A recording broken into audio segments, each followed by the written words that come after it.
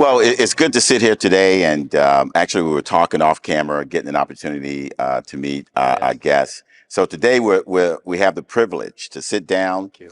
and interview not only a longtime United States Senate Federal Credit Union member, but someone who has dedicated their entire life in service to others, Mr. Tom Getman. So, Tom, thank you for joining today. We really appreciate having you here. Thank you very much. As I mentioned, you are a longtime member of the credit union, Tom, but we'll jump into that a little later. Where I'd like to start first is your time with the Senate itself. So in 1976, you became the legislative director for Senator Mark Hatfield. Can you take us down that path that led you to Senator Hatfield's office, and how working for the senator has shaped your life personally and professionally? Thank you for the question. Well, I'll just say as we begin that I would like to have flow through the whole conversation the principle of compassion, because that is what I walked into in this institution and in the Senate office when I came here in 1976. And I came like almost everybody that begins a career in the Senate, opening mail and answering the telephone, not being the legislative director right away. For one reason, legislative directors are usually lawyers. And I was one of very few, if not the only, theologically trained legislative directors in the building when that fell to me. So how it happened was that I had been working for Young Life Campaign, which is a street ministry, social justice, caring for young people who are not part of institutional churches or synagogues, or in this day and age, mosques, but kids that are wandering, kids that are troubled, kids that are hurting, kids that are from broken families or have been traumatized. And it was a great experience, and I did it in Philadelphia, and I did it in Boston. And in New England, I'd become the regional director and a camp manager for Young Life. And in so doing, I also began to be engaged with leaders of communities. So whether it was an ecumenical interfaith ministerial association, or it was the police chief or the fire commissioner of Boston, where we helped to desegregate the schools in the 1970s, which was a very controversial issue. And I kind of burned out on doing campus work, hanging around football fields, helping to be a supplementary guidance counselor. And through one of my senior colleagues, we decided together that it would be good if I found something that fit my interests more at that time. And so I looked for 3 months. Actually, they gave me a 6-month transition to find a different job. And I interviewed in churches, I interviewed at an insurance company, I interviewed in other sort of street ministries, and nothing was happening. And so on August 16th of 1976, my dear wife said, "Why don't you call Wes Michelson, who was Mark Hatfield's present legislative director?" He and I had been friends in seminary. He had been a high school friend of my wife's. He had been involved in Young Life. And so at 10:30 at night on August 16th in 1976, I called Wes and I said, "What's the deal with this job that Mark Hatfield sent all the regional directors about to come and be in a fellowship with him in the Senate, a 9-month fellowship?" And he said, "Oh, Mark didn't write that letter, I did, and you're the one we want for it." Okay. And I said, "Why the heck didn't you tell me this? I've been up here sweating it out for 6 months." And he said, "Well, we've been busy and so on." So I said, "What do we do next?" He said, "Come down for an interview over Labor Day weekend." So we did, and there was a match, and it was sort of magical. So October 1st, I was at my new desk, opening mail and answering the telephone. And my desk mate was Nicholas Soames, who is the son of Lord Soames in England, who is Prince Charles's best friend, now King Charles's best friend. Okay. And it was a hoot because he didn't do a lot of work. He didn't answer a lot of mail. He talked to Charles a lot on the telephone. So I got some real good inside information if anybody wants it. And then I was also writing speeches for other politicians, including a man whose son was one of my mentees in a master's program at Gordon Conwell Seminary. And while we were building a friendship, that congressman became vice president, and then he became president, Gerald Ford. And so I had been helping with advising on theological oriented speeches for Mr. Ford. And I was trusting that at the time of the election, I would then move to the White House because I was only on a 9-month fellowship with Senator Hatfield. And of course, when he didn't get elected, I was sweating it out, but I still moved my family down from Boston, which is still a bit of a contention with my wife, in a blinding snowstorm.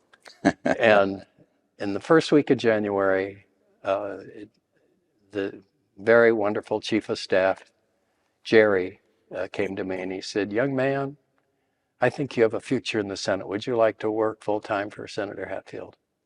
And I just about saying Fantastic. hallelujah. It was so exciting. And so then I stayed on for almost 9 years. And in the second year, I became the legislative director, which was a great privilege. Fantastic. That sounded like quite a journey. And you ended up in the Senate. And so let me just follow up on that. So the Senate stay was only a 9-month. Yeah, Okay. that was what I signed up for. But Okay. fortunately, because I figured I would just move over to the White House after the election. Wow. Jimmy Carter didn't know who I was. So look, Tom, I appreciate that. But before we move on to your life after the Senate, I want to take a look back a little further at your life in Laverne, Oh, Minnesota. yeah. Great. Can you speak and give us a peek into how growing up in Laverne, and more specifically, how your family and life shaped you growing up, or how you were shaped growing up in Laverne? Thank you for that question because I was just back there and realized again what a privilege it was to grow up in a community that was close knit. It was only when I was growing up 3,500 people. And there must have been 50 churches in a county of 10,000 people. And the teachers, the coaches, an Anglican priest who was a mentor to me on the kind of ministry that people are suited for. But particularly my father, who came from a Quaker background. Okay. His parents were Quakers. He was a scientific humanist who really believed in caring for the poorest of the poor. And he was a doctor who had as his specialty special needs kids and the families. And people came from all over the world to be in seminars in our little town, teachers, professors, doctors of all kinds who wanted to see this kind of professional operation with people who were in extremis. Mm-hmm. And I remember on his desk was that famous Reinhold Niebuhr prayer of God, make me sensitive to the fact that I can't take care of everything, but give me the courage to do what I can do and the wisdom to know the difference. And I think my dad embraced that in a special way because even though he wasn't at that time a practicing Christian, he became the chairman of the Salvation Army for our county because of his work with special needs people. And so that really did direct me. And I thought for a while of being in the same profession, visual development profession of my dad, who was also the clinician at the Gazelle Institute of Child Development at Yale University. But on a vacation trip to Arizona to visit my mom's family, who was a very active Disciples of Christ person, I met people that were different. And in the course of conversation, one of the kids in the family asked me what I thought of Jesus. It wasn't impositional, it wasn't evangelical, it was just in the course of a conversation that grew out of watching a movie, a secular movie. And it blew me away. I couldn't answer the question. And so I can still remember going home to my grandma's house and just saying, God, if you're real, I can't figure this out. Please help me. So on the way back to Minnesota, they directed me to the Young Life Ranches in Colorado. And I met people there that filled in the blanks. And I realized how my little town in Minnesota prepared the soil for me when I had the ears to hear.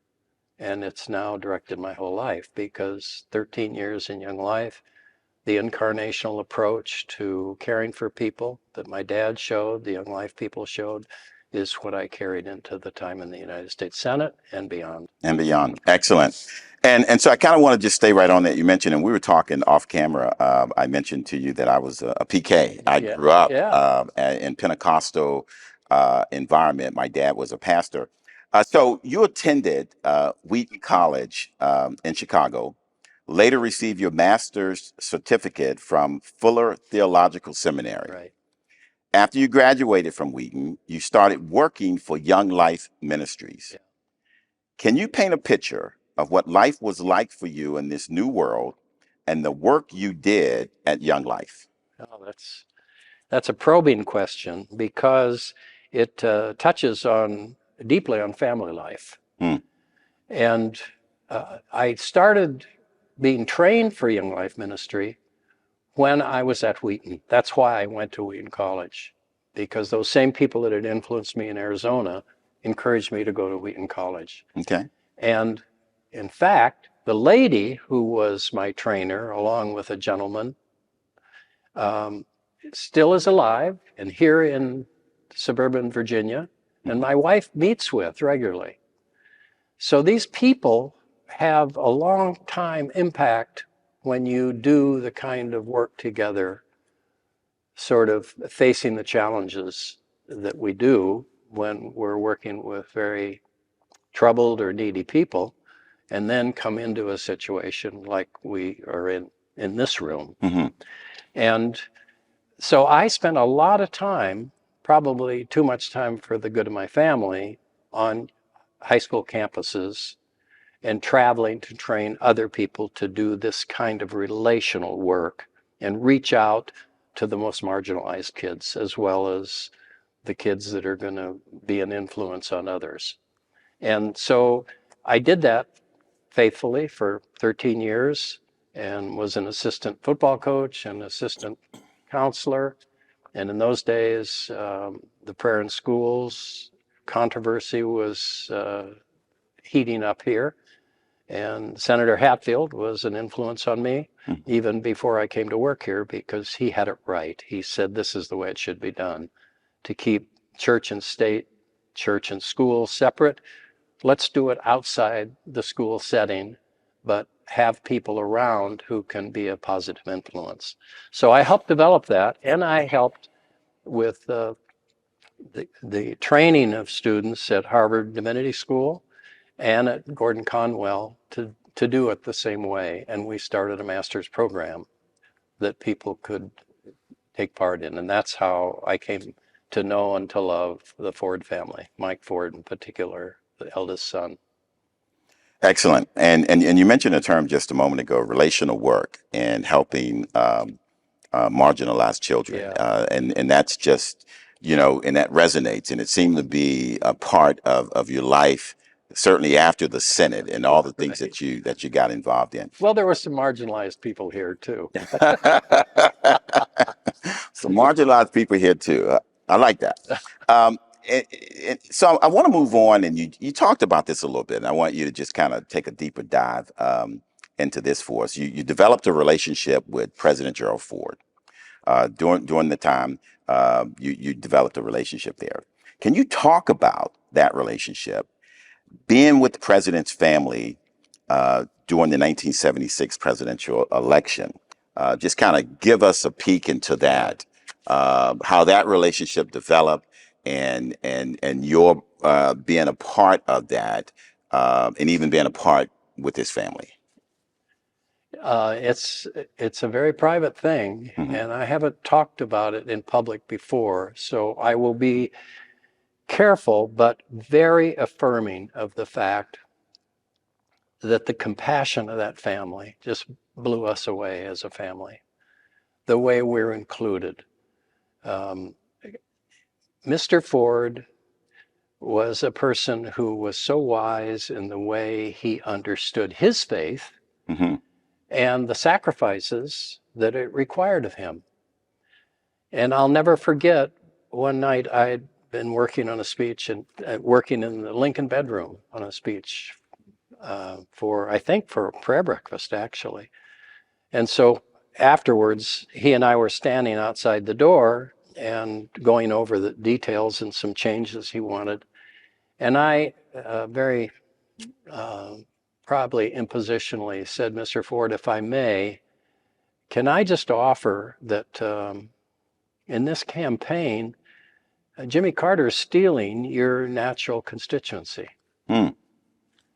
He's talking so much about his faith, about being born again and what that means to him, that a lot of people don't really, they're choosing him over you because they think he's a Christian and you are not. Just based on faith and Just on faith. Not judgmental, just Mhm. snap judgments. And I said, wouldn't it be better if you were a little more overt about the fact that you too, I said, are a born again Christian, because I knew his faith journey from being close to the family.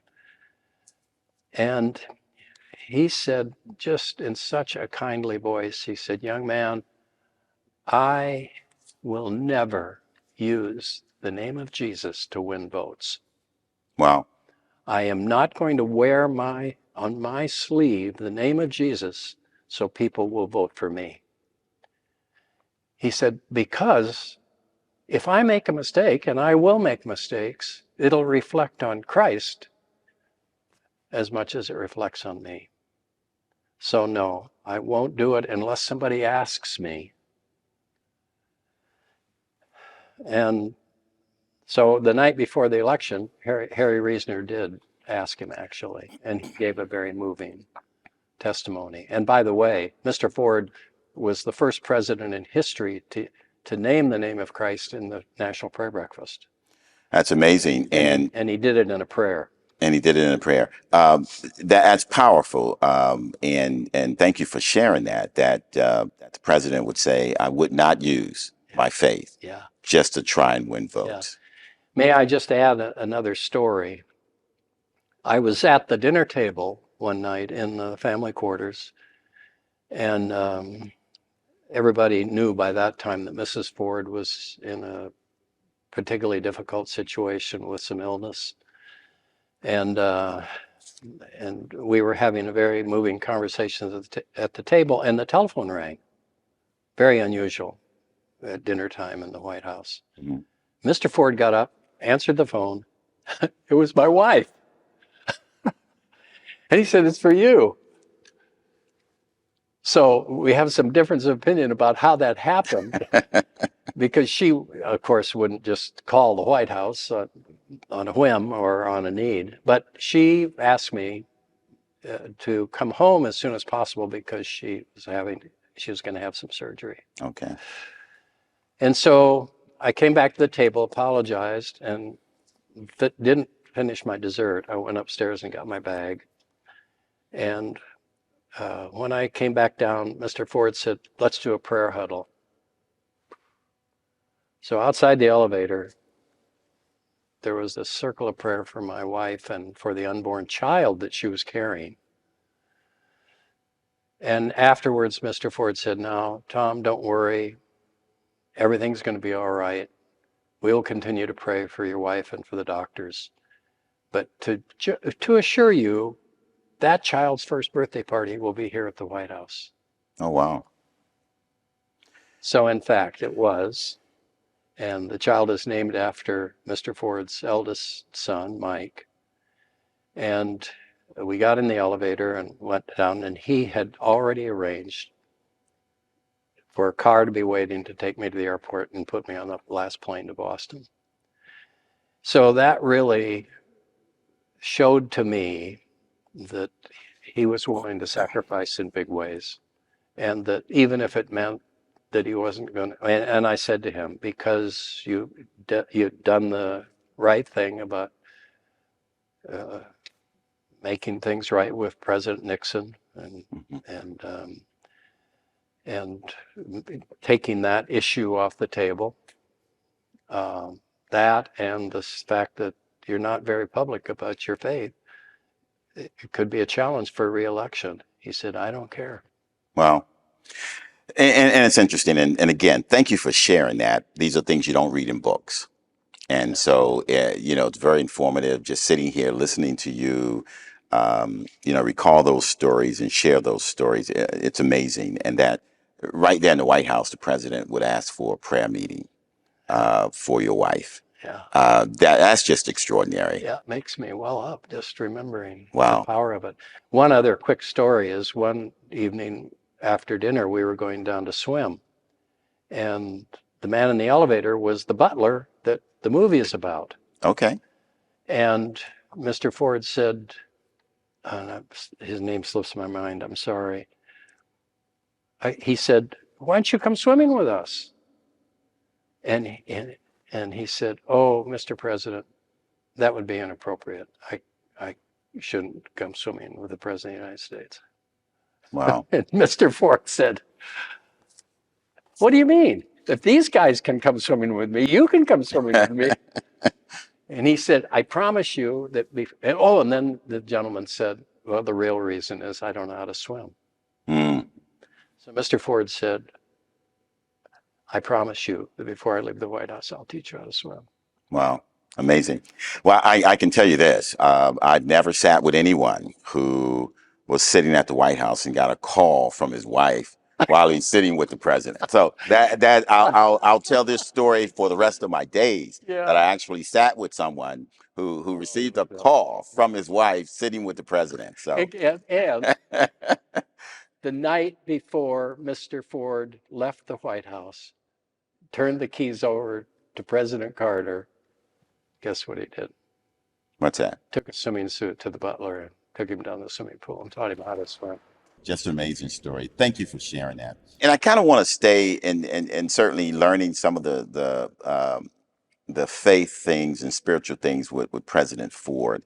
And so I want to talk a little bit about another relationship that you had, and it was with the Reverend Billy Graham.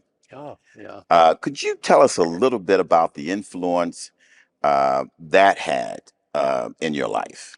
Well, the whole theme of compassion that goes along with forgiveness and healing and gratitude is that when I was at Wheaton, I was called upon to be the interlocutor for Mr. Graham to speak to my home church. Okay. And in those days, of course, it was a telephone broadcast, amplification of a telephone call.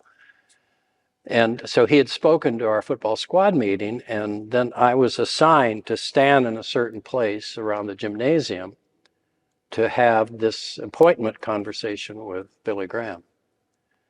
And so I stood in the place I was assigned, and in a few minutes, Mr. Graham came and stood and looked me right in the eyes and said, now how can we work this out? And we talked about the details. And as we were talking, people came by, tried to shake his hand, patted him on the back, tried to get his attention. He never took his eyes off me, as if I was the only person in the world. And that so deeply touched me that this famous man had that kind of caring for an individual. There was one more illustration for me of the need to really focus on people. Mm-hmm. If your life is going to be an illustration, since words are often not appropriate. Mm-hmm. So when he was, because he was a friend of Mr. Hatfield, he came periodically. And when he was doing a meeting here, Senator Hatfield was on his committee, and so we had some committee work to do as well.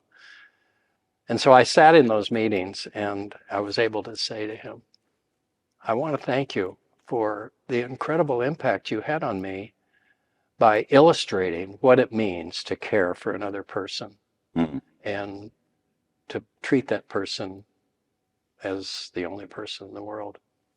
And never took his eyes off you. Never Never, disrupted the conversation. Never said, and excuse me, Tom, I have to shake hands with this guy. made you feel like you were the only person in the room. That's That was powerful. important enough for him. Sure. I was in the right place. I mean, I felt like we're called according to a purpose and a place. That's right.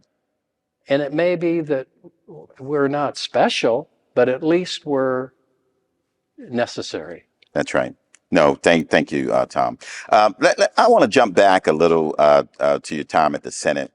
If we could go back Please, there I'd for like a second. Can you speak a little bit about how that experience translated into your next role as Director of Government Relations and Special Assistant to the President of World Vision, United States? Well, this gives me an opportunity to talk about this seed, this stream of compassion and caring that flows through people that are influential. Because Mark Hatfield assigned me soon after I came here to reduce the number of board memberships he had from 300 to 10 or 12. It was a huge task, because you have to say to people, sorry, he's just not going to be able to come to the meetings and that sort of thing.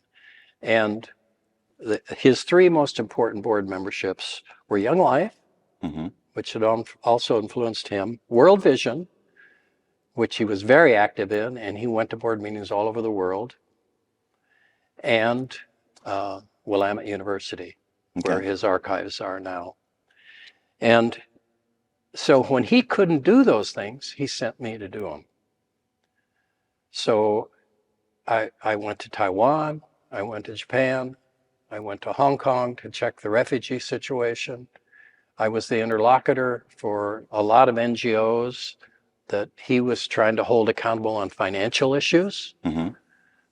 And because of him, the Evangelical Council for Financial Accountability was established, with the 7 big ones, and then now hundreds seek that seal to show that they're responsible.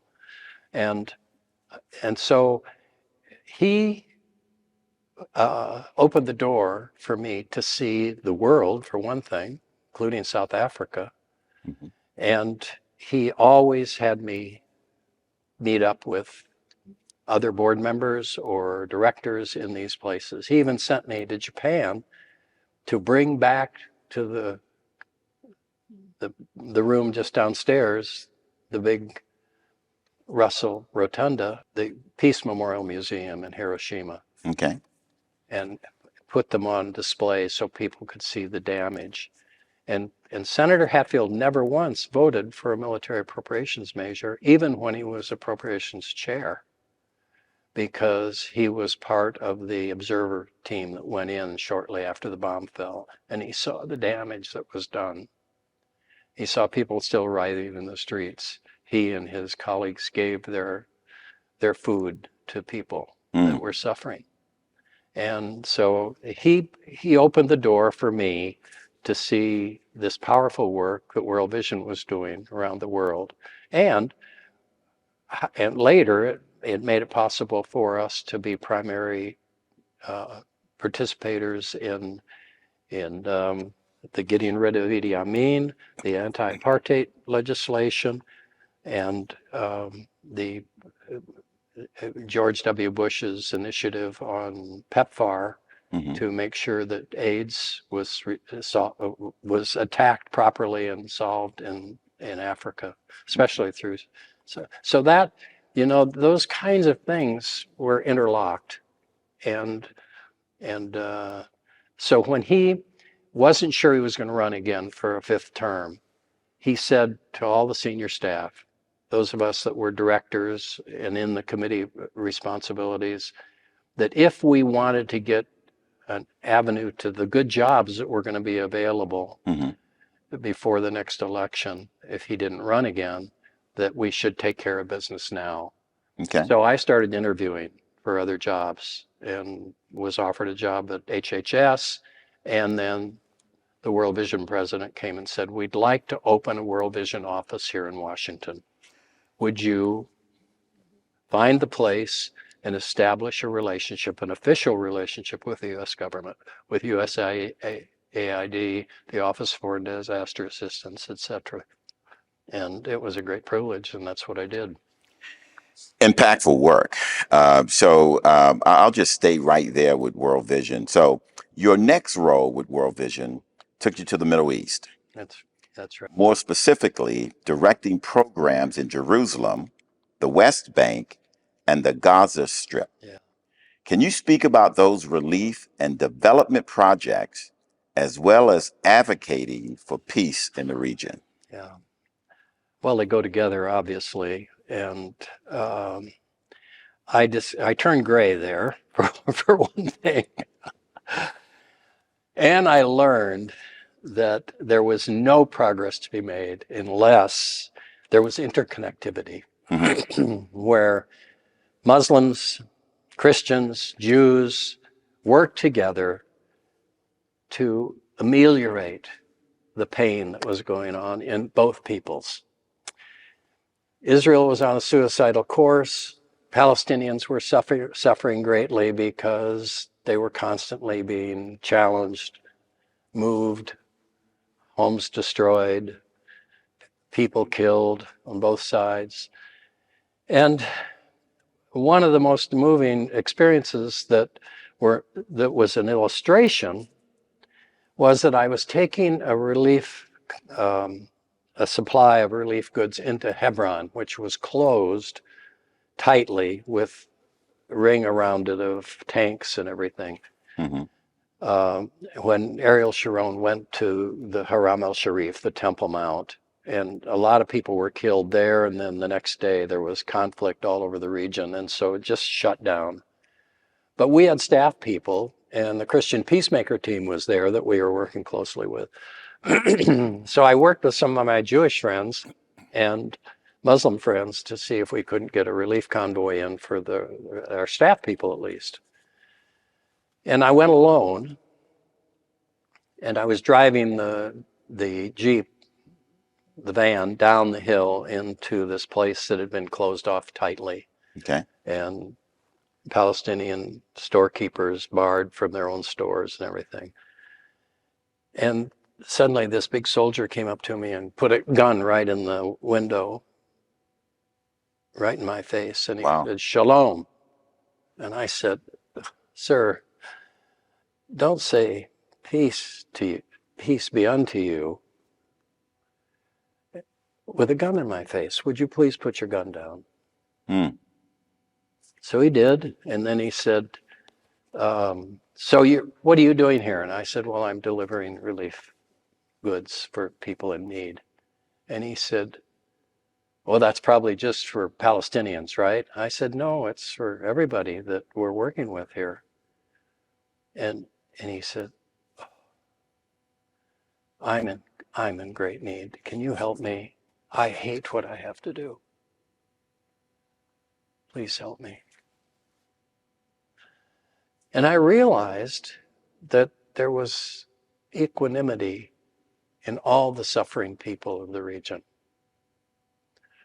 It wasn't people with mixed motives, it wasn't policies, it was people whose hearts were so torn by what was going on that everybody needed the presence of neutral parties. And two of my favorite colleagues were the rabbis for human rights, who taught me what the real Passover meal meant. It meant compassion for those who are suffering, even compassion for those who we are made to suffer. And Tom, you know what resonates with me as we talk, excuse me, and you share is just your passion for the work. I mean, Well, it resonates. It permeates this entire room. Just your passion for that work, and I just want to say thank you. Just hearing your story, talking to you today. You know, it's one thing to talk about those things, but to be out there making a difference. And I just want to say thank you for that. thank you for that very much, Tim. Let me just say, in regard to the larger picture, those of us together working, and it included embassies and counselors from the USAID and so on, what we tried to do was fill the gaps. UNRWA, the UN Refugee Works Agency, did the big things, the great big feeding programs and the schools. But there were a lot of, again, back to Young Life and Days Here, Hmm. what you do is go to the people on the margins. Legislation has to be for people on the margins. Young Life staff people has to be focused primarily on people on the margins. So what we did was go to villages that were in particular duress and make sure, because the UN couldn't do much more than they were already doing, the supplemental things were done. Whether it was supplemental food additives, whether it was an additional schoolroom, whether it was a clinic, Hmm. and even down to the point of working on the school books so there wasn't prejudice written into the school books. Wow. Editing the school books that might have said negative things about Jewish people or the Holocaust or whatever. And now we're trying to do the same thing and with the Jewish school books Hmm. too. So it's just this whole thing of we're all in it together. We're all God's children, and we're not going to make progress by arguing over policies, arguing over procedures. We have to be working together, and that way we find ways to minister and to make peace. And we're all in it together. And I was doing a podcast recently, and one of the things that kind of came out of that, we were sharing. And one of the things that I said is that, you know, we have more in common Exactly. than we think. Exactly. And all we have to do is just talk to each other. And that's why what's going on now with refugees that we'll get to later is a key to all of Absolutely. this. Absolutely. So I'm going to take you back. We talked a little about your wife. So I'm going to give you an opportunity to chat a little more about your family. Yeah. So a few years later, Tom, you met your wife, Karen, and went on to have 3 children, Andrew, Eliza, and Tim. Love that name, Tim. At this point, you had spent a good part of your life dedicated to providing relief and support Yeah. to families and children around the world. How did having your own family affect your perspective with this important work? Well, small correction here. Okay. Karen and I married very early. So she was along for the ride for the whole thing. The whole journey. And even while I was still in college. And the children were born early in our marriage. Within 2 years, Andrew was born. So they too were not only along for the ride, they were a huge influence. Mm. And they brought insights into the whole thing that we wouldn't have had without them. Mm-hmm. And one of the nice things is having the children early, then we were free to run away, as they say, and do these overseas assignments without their being encumbered with it. But they came to visit. They were greatly influenced. Liza ended up staying in South Africa, marrying a South African, has 4 South African sons. Andrew went to Russia, went to school in Russia for a year, was the only English speaker that some people ever chatted with as he was in school in Nizhny Novgorod. And Tim is a stage actor, so he is sometimes portraying the roles of the kind of people we're talking about. And They all still are very, very involved in these kinds of things and in interfaith. Mhm. So having the family, obviously, as you mentioned early, and marrying your wife early, and then the children kind of growing up as you With were this, as with we this, were growing up. as you were growing up and a part of this That's important right. work. What was that impact? Because clearly, having a family, I have children, I have grandchildren, and I know that everything I do impacts them. That's right. So Yeah. how was that journey? Well, for one most important thing probably was that Mark and Antoinette Hatfield were very, very caring for our family too. There was one rule that we never violated in the Hatfield office, besides answering mail within 48 hours. It was that we didn't get to drive Mark Hatfield's car that his wife had given him alone, without him. We couldn't use his car to run an errand. But when our eldest son was beaten very badly in the streets here Mm, on Capitol Hill, Mark Hatfield threw me the keys. He said, "You go be with that boy right now." And those children were welcomed into this office at the Hart Building, first here in the Russell and then in the Hart Building, hmm as actual children of Mark and Antoinette. And that still resonates with them. They still tell stories about how they were treated by my colleagues and by the senator. And that gives me an opportunity to just say to you that this whole theme of compassion was so overwhelming in the Hatfield office that it spread. Everybody did it.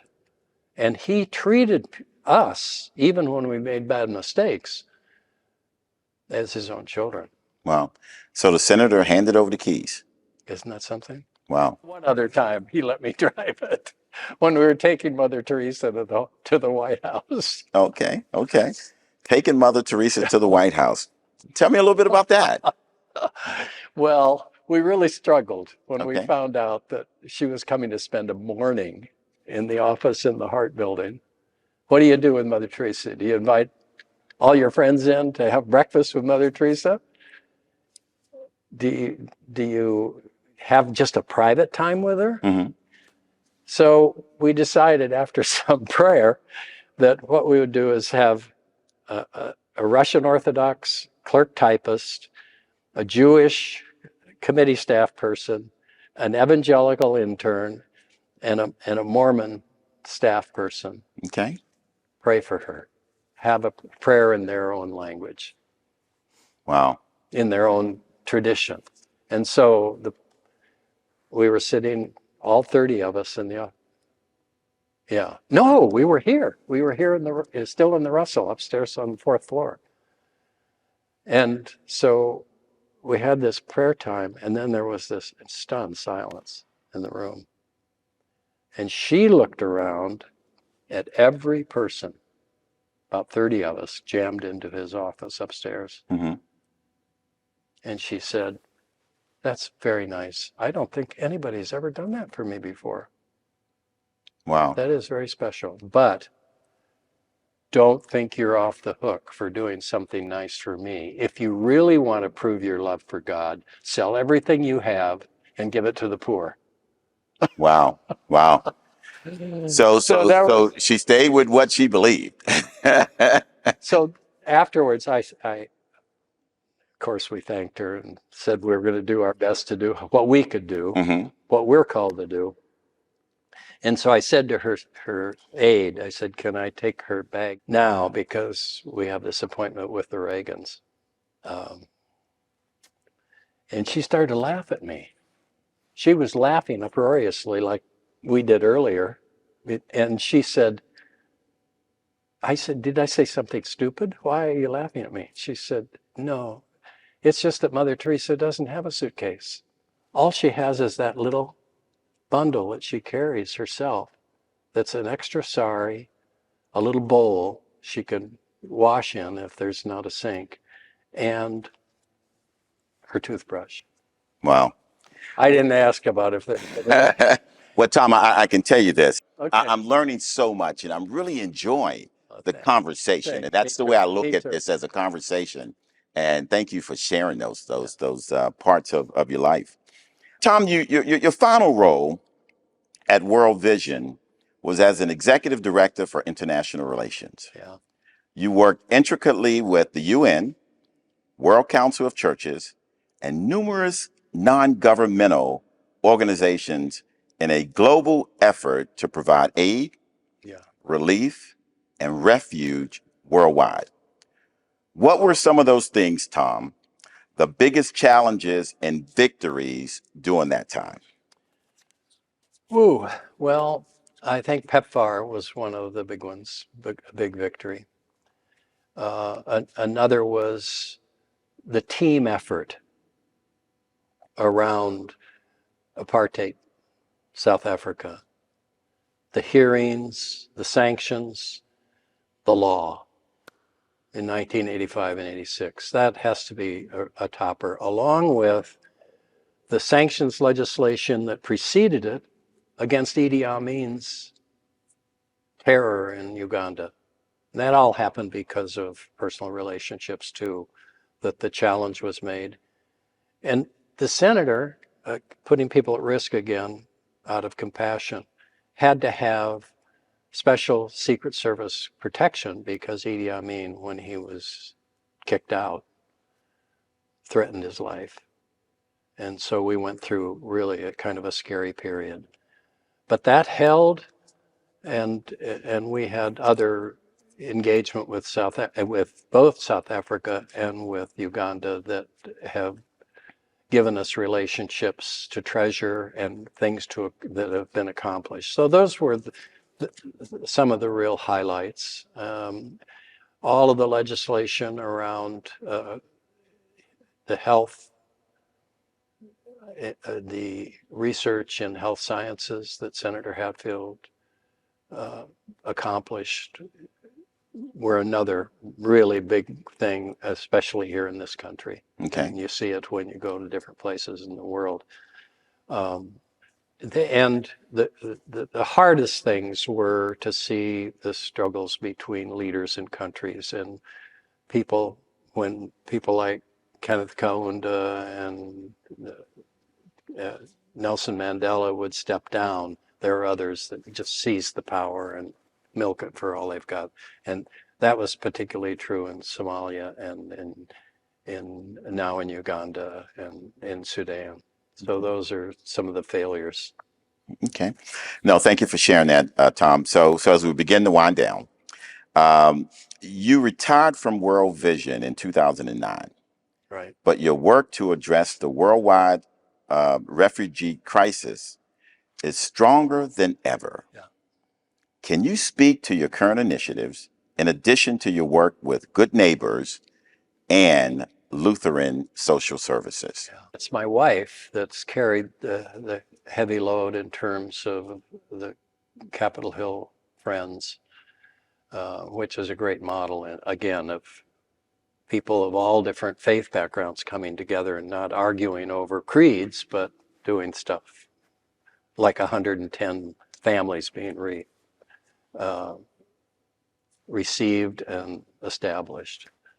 She's working on it right now. She's working on a project right now to make sure a family is secure. So my role has been on the policy side, along with a lady from the House of Representatives of Refugees International. And I stay very involved in the decisions about places to put down advocacy roots. Okay. And so that is huge. And of course, being a huge support to the committee here on the Hill in regard to the families that have been established, even build outs, things like that, putting beds together and making beds.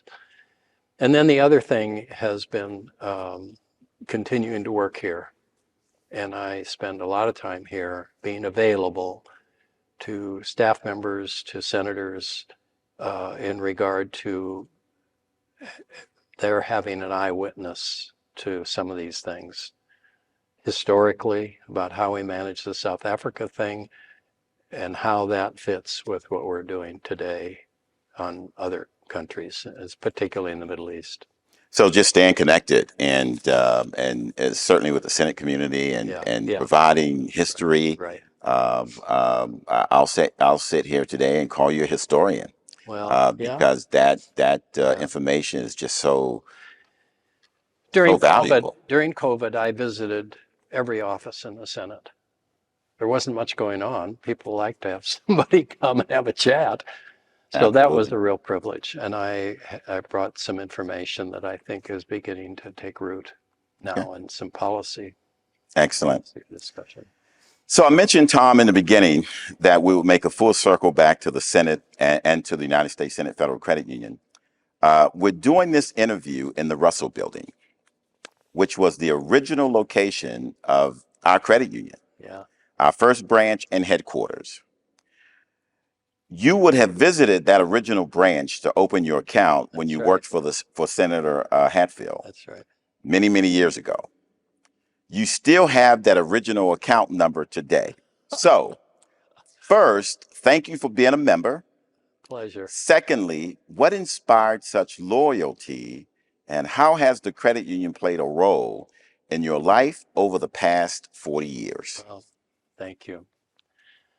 Well, first of all, just the contrast between commercial banking and credit union banking has been so marked for us that we realized that to have the personal needs we have with all of our travel and our children living in faraway places, we had to have the care and keeping of people in the credit union. Mm-hmm. And it has been actually stunning.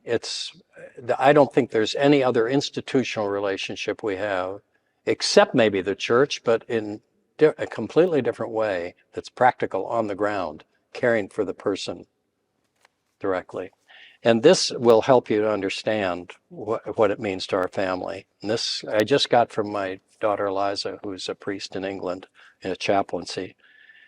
She said the USSFCU has offered me a banking service that goes above and beyond for more than 30 years. Mm. For me, it's almost 50 years.